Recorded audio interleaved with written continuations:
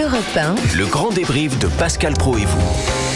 Avec Laurent Tessier. Et un témoignage exceptionnel, bouleversant au début de l'émission sur Europe 1, le colonel Achille Muller. C'est le dernier survivant des forces françaises libres. Il est arrivé en France, non pas le 6 juin 1944, mais un peu plus tard, écoutez-le. Eh bien le 4 août, parce que je faisais partie de l'escadron de jeeps armés. Et nous étions les cavaliers du bataillon.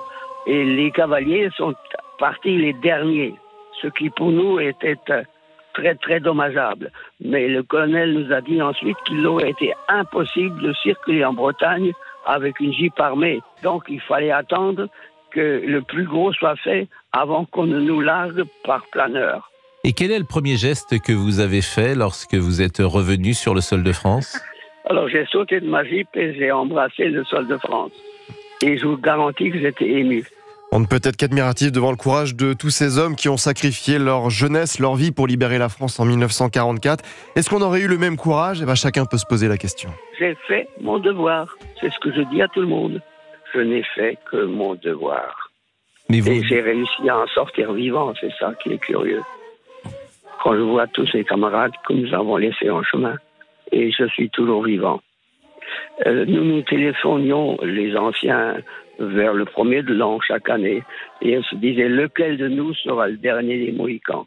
Eh bien, vous avez au bout du fil le dernier des Mohicans. Témoignage très poignant du colonel Achille Muller sur Europe 1. Et dans l'émission, vous savez, dans le grand débrief, on sait s'adapter à l'actualité, on sait trouver les bonnes chansons qui nous accompagnent, et notre playlist est très grande. Hein. Bonjour Pascal. Ami, entends-tu le vol noir des corbeaux sur la plaine ?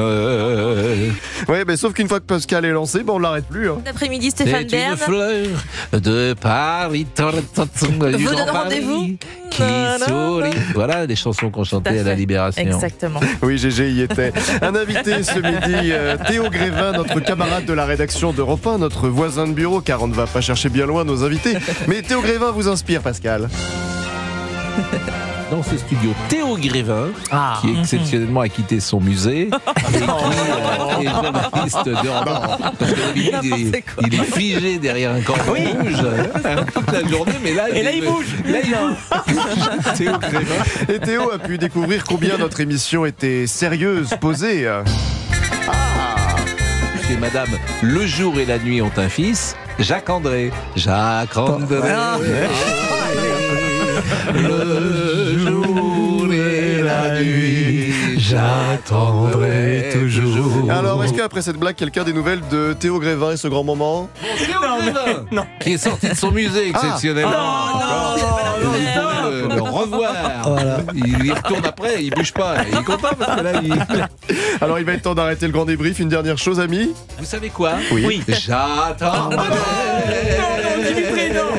le jour et Continue, le grand débrief pour aujourd'hui, c'est terminé. On se quitte avec la chanson des fêtes de famille, on adore. Le petit vin blanc qu'on boit sous les tonnelles quand les filles sont belles du côté de nos gens.